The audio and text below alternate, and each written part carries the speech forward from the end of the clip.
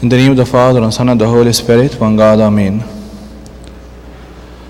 Today, the third Sunday of the Coptic month of Mesra. And during the Coptic month of Mesra, which is a month before the last month is Nes, and it's 5 or 6 days, depending on the year. So we consider at the end of the Coptic year, the Church arranged readings to tell us about the end of our life, or the end of the world. At the end of our life, or at the end of the world, we remember the judgment, our judgment in front of the throne of God for all our deeds. And as we remember this day, we remember by the end of every Coptic year, and we remember that every one of us, his life will end at certain point, or the second day, the second coming of Christ will come at certain point, and the world will end. And when the world will end, every one of us will give account on everything he or she does. And that's why we see during the Coptic month of Mesra, during the 4 weeks of the Coptic month of Mesra, about paying this, giving account in front of God. So in the first Sunday of Mesra, the gospel was about the wicked vine dresser, the wicked vine dresser. And the church is giving us the lesson about our responsibility for the talents we're giving, for what God gave us, and our accountability in front of Him at the day of the judgment. And He told us about that wicked vine dresser. He wasn't faithful, he wasn't wise, and that's why the Lord took His vineyard and gave it to another vine dresser. He entrusted that vineyard to another vine dresser. And He's asking us in this passage on this Sunday to be faithful and wise stewards in our life. And on the second Sunday, last Sunday, the church arranged to have the gospel for calling Levi to be a disciple, St. Matthew. And it's telling us, even if you are not faithful or wise, still you have a chance, same as Levi. You have a chance even if you are a tax collector or if you're doing all kind of evil. At that time, you have a hope. And that hope for Levi to be Saint Matthew, one of the 4 evangelists and one of the 12 disciples. And today, in the third Sunday of the Coptic month of Mesra, the church arranged this third Sunday to be the reading of Saint Mark today from Mark 3. In which this reading comes after Saint Mary's feast. Saint Mary's feast, 16th of Mesra, and today is the 21st of Mesra. So after Saint Mary's feast, the church arranged this Sunday to read this passage from Mark 3. And it's telling us, if you want to see a role model of a faithful and wise steward in your life, and if you didn't get that chance, same as Levi, you want to look at Saint Mary. She is a faithful and wise steward. She was a faithful and wise steward in her life. And to answer this question, in this gospel, we see the reason behind that, why she was a holy, why she had a holy life. The Lord is answering this question when they told him, look, your mother and your brothers are outside seeking you. And he said, who is my mother or my brothers? He looked around in a circle at those who sat around him and said, here are my mother and my brothers. For whoever does the will of God is my brother and my sister and my mother. And here is In this verse, we see the answer of everyone who lived a holy life, and everyone was a faithful and wise steward. Whoever does the will of God is my brother and my sister and my mother. Whoever does the will of God. We want to talk about the will of God in our lives. And when we talk about the will of God, we know that there is a general will of God to all people, to whole mankind, and there is a personal will of God to every one of us. And talking about the general will of God to all of us, to all the believers. To see this will of God, we want to see and to read His commandments in the Bible, to know what's the will of God. And the first thing, we see it very clearly in the epistle of St. Paul to Thessalonians, the first epistle to Thessalonians chapter 4. He's saying, this is the will of God, your sanctification. This is the will of God, your sanctification. The will of God is you to be holy, is you to be holy. And this is the will of God. That's a general thing for all mankind, for all of us. And in this will of God, when you are holy, you will be faithful, you will be wise, steward. In the reading of the three readings that we have today, the Pauline, the Catholic Epistle, and the Praxis, we see three things about the will of God. And we can see from these commandments what's the will of God. And this is the common or general will of God to all of us. The first thing in the Pauline epistle from Romans 16, he's saying in the first verse, I urge you, brethren, note those who cause divisions and offenses contrary to the doctrine which you learned, and avoid them. Anyone who comes with teaching or a doctrine contrary to the doctrine that St. Paul is teaching, or those who aren't Thessalonians learn from St. Paul, to anyone who comes to with a doctrine that's contrary to that, just to avoid them. So this is a general will of God, and this is a common thing for all the believers. And unfortunately, right now, we see a lot of teachings and a lot of doctrines. And unfortunately, we also tend to try all these doctrines and try them. And we find what's the problem if I attend a liturgy here and a Bible study in another church with another doctrine, and a meeting or activity in another church with another different doctrines. And what's a problem? And especially when it comes with kids or comes with youth, now they will be confused when they don't know the right faith, and when they don't know the right doctrines, they will get confused. And we put them into this challenge. St. Paul, with this verse, he's telling us to avoid any doctrine contrary to the doctrine that I'm teaching you. And in fact, not only St. Paul who's saying that, even St. John, who was known as a meek person, loving person, has a very delicate personality, St. John, he's telling this in his second epistle, chapter 1. And he's saying this in a very strict way.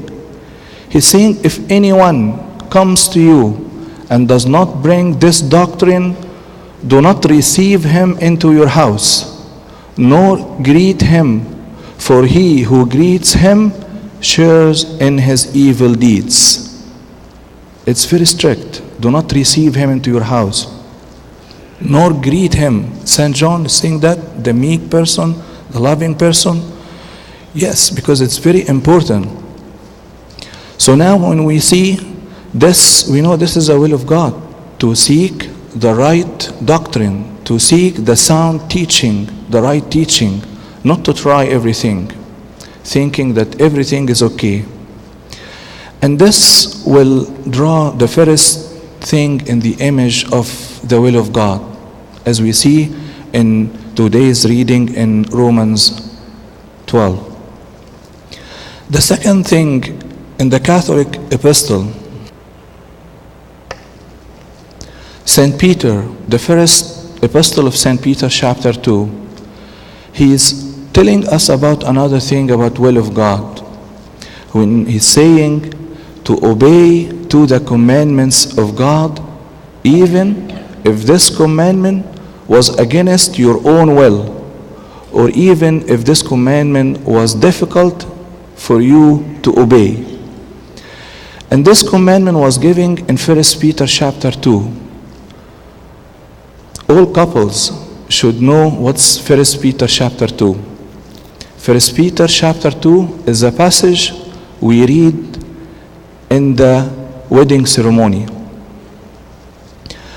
And today he draw a second part of the image of the will of God, when he's saying to the wives,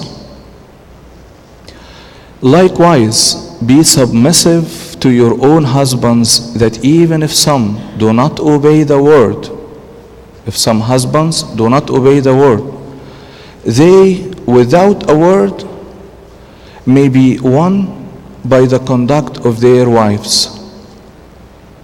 St. Peter is saying for the wives to be submissive to your own husbands. And here is another thing, that even if some do not obey the word, even if some are not believers, to obey them. Why? The reason is, even without the word, without being believers, may be won, like we will win them, by the conduct of their wives, by your conduct as a submissive wife. You will win him, you will win your husband. Although this sounds difficult, especially nowadays, and although this sounds impossible to some, however, this is the will of God. And when he's saying, when God giving us this commandment, he knows the man and he knows the woman. That's why he's giving this commandment, not for the woman to be any less of the man, because he's saying both of them, they will inherit the kingdom of God. So this is not because of any less than the man, but because of the role that was given to the man to lead as a leader. And in this manner, in former times, the holy women who trusted in God also adorned themselves, being submissive to their own husbands, as Sarah obeyed Abraham, calling him Lord, giving an example of Sarah who obeyed Abraham, calling him Lord. And in fact, when you do that, God will stand by you. God will support you, and God will be with you. And in this passage, when we read it, we can't also forget about the second part, which is about the husbands. Because he's telling, this is not for the husband to take advantage, or this is not for the husband to misunderstand this commandment. But the husbands likewise, dwell with them, with your wife, with understanding, giving honor to the wife as to the weaker vessel. And those are the two things that we always miss as husbands. One, to give honor to your wife, to give respect to your wife. Two, to deal with her as a weaker vessel. If we understand this too, we will understand how much we should be loving and how much husbands should be loving their wives. With this commandment for the wife and for the husband, we know that this is the will of God. And we know the husband will appreciate his wife, and the wife will appreciate his husband. And both of them, they will inherit the kingdom of God. when we do that, we know that we are doing the will of God. So one is to hold fast to the sound doctrines, and two, to obey to the commandment of God, even if this commandment is against my own will. But to do the will of God doesn't have to be my own will, or even if this commandment was difficult for me to obey. The third thing, we find it in the Praxis reading from Acts 21. And this is the third thing that we see in the will of God. When Agabus the prophet took St. Paul's belt, and he said, "So shall the Jews of Jerusalem bind the man who owns this belt and deliver him into the hands of the Gentiles," telling them or prophesying about St. Paul that he will be delivered to the Gentiles and he will be suffering. And this is the third thing. To do the will of God is to carry the cross and suffer for his name, for his holy name. To do the will of God is to carry the cross, and this is our life. If we don't carry the cross, we don't do the will of God. And in carrying the cross, God is allowing tribulations in our life. He's allowing hard times to come through to our life. And he's telling us, with this you are carrying the cross with me. With this you are doing my will. And with this, if you endure to the end, you will have your crown in the second life. And that's what St. Paul is answering them about this. He's saying, "What do you mean by weeping and breaking my heart? For I am ready not only to be bound, but also to die in Jerusalem for the name of the Lord Jesus." I'm ready not only to be bound, but to die completely for God's name. The will of God is to carry the cross. The will of God is to sacrifice yourself for the sake of God's name. And that's why when the people around St. Paul saw and heard his determination to suffer for the Christ's name, they said, all of them, "The will of the Lord be done. The will of the Lord be done." So in today's passage we see the three things to do the will of God. And these are the common or general things. Number one, to hold fast to the right and sound doctrine. Two, to obey to the commandments of God, even if these commandments are against your own will or difficult for you to obey. Three, to carry the cross and suffer for his holy name. And after you do the will of God, or the general will for all mankind, now you will be able to understand and hear and respond to the will of God to every one of us, the personal will of God for you. Because God created everyone, and every one of us has a plan in this life. When God created us, he wants his will also from each one of us. And this is a personal message to each one of us. If we learn how to obey God, and if we do the will of God, the general will, the common will, as we mentioned, we will be able to do the will of God, the personal thing. And this is, we do it through prayers, we do it through the Word of God when we read His commandments, we do it through the guidance from our spiritual Father. May God give us to do His will, the will of the Lord to be done in our life. Glory be to Him forever and ever. Amen.